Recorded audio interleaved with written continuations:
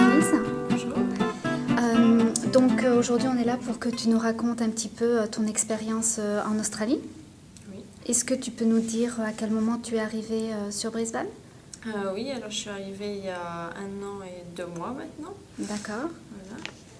Tu as choisi Brisbane pour quelle raison?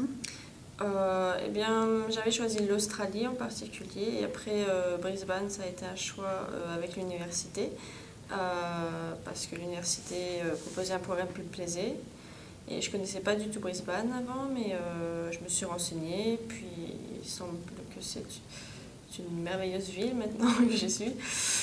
D'accord, donc en fait tu étudies à James Cook University. Oui. Tu peux un petit peu nous décrire déjà le programme que tu suis, puis l'atmosphère au sein de l'université? Oui, alors je fais un master en management du tourisme international et des industries d'accueil. L'ambiance ici, c'est beaucoup international. D'accord. Dans la classe, on a une Australienne. Et alors, sinon, c'est comme une famille ici, parce que c'est petit. Au niveau des cours, le programme, c'est pas du tout la même façon de travailler. C'est-à-dire qu'en France, on a les cours pendant toute l'année, ensuite on a les examens. Là, on n'a que 3 matières par trimestre. On a pas mal de travail à la maison.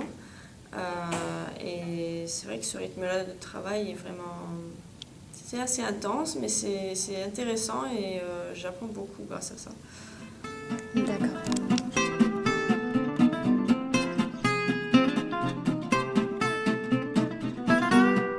Pour être admise dans ton master, tu as dû passer l'IELTS. Oui, alors ici est demandé un score de 6,5 avec 6 à chaque Matière. chaque matière. Voilà.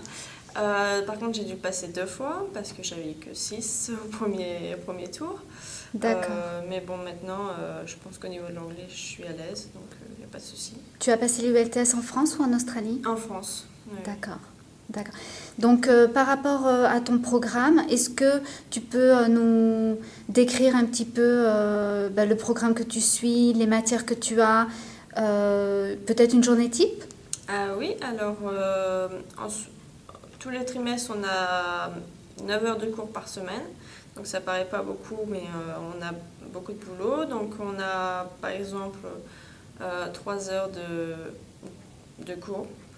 Et ensuite, on a des dossiers à rendre et donc on se retrouve souvent en groupe. Des dossiers ou des présentations à l'oral donc qu'on doit préparer en groupe. Donc on se retrouve avec les membres du groupe. On prépare tout ça et ensuite on a quelques semaines pour le faire. Ensuite il y a aussi des travaux individuels comme des essais. Alors comme matière, ce trimestre-là, j'ai eu Strategy in Hospitality et j'ai eu Global Destination Competitiveness. Ensuite, j'ai eu aussi, auparavant, j'ai eu Marketing, j'ai eu Economy, Ethics, j'ai eu System Analysis, donc un tourisme, et Tourism Operation Management. D'accord. Et donc, tu sens qu'il y a un bon suivi entre les professeurs et les étudiants?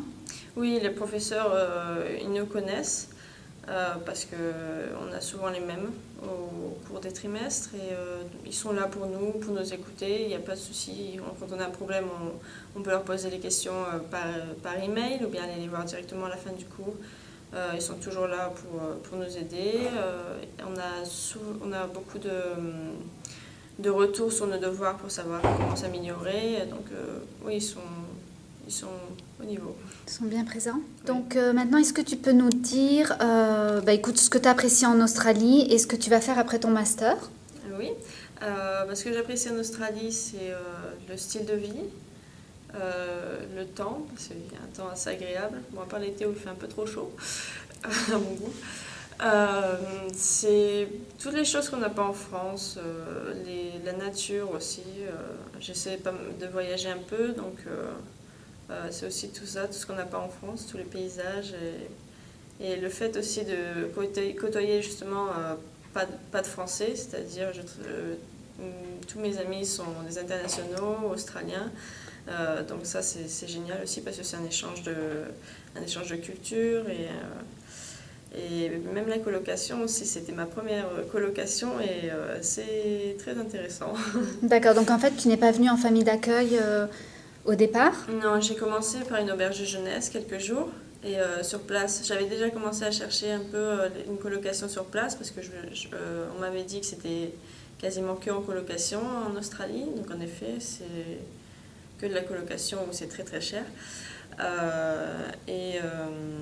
Et du coup, après ces quelques jours, j'ai trouvé une maison et ça se passe très bien. D'accord, tu habites où? Dans le nord de Brisbane, c'est une petite banlieue, Gaythorne. D'accord, très bien. Et tes projets, donc après ton master, tu comptes voyager ou rentrer en France? Alors, je finis mon master début juillet. D'accord. Ensuite, je vais aller quelques mois en Nouvelle-Calédonie. Donc, mes parents habitent là-bas. D'accord. Et ensuite, en septembre, après ma cérémonie de graduation où j'assisterai ici, je repartirai en France, mi-septembre. D'accord. Essayer de trouver un emploi par la suite dans le tourisme. Très bien. Et donc, si tu avais un conseil à donner à un étudiant qui est encore indécis, qu'est-ce que tu pourrais lui conseiller?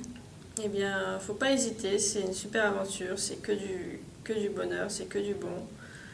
C'est pas toujours facile, mais il faut s'accrocher et c'est que du bon pour la suite. Très bien. Et donc, tu es partie avec Frank Australia de France. Oui. Tu nous as connus par quel moyen? J'avais fait des recherches sur Internet pour me renseigner pour les vols et les universités. Et donc, je suis tombée par hasard sur l'agence Frank Australia, qui m'a beaucoup aidée pour mes démarches, parce que j'étais un peu perdue avec tous les papiers à faire, les visas, la recherche d'université, la recherche d'avion. Merci Anne Cerise.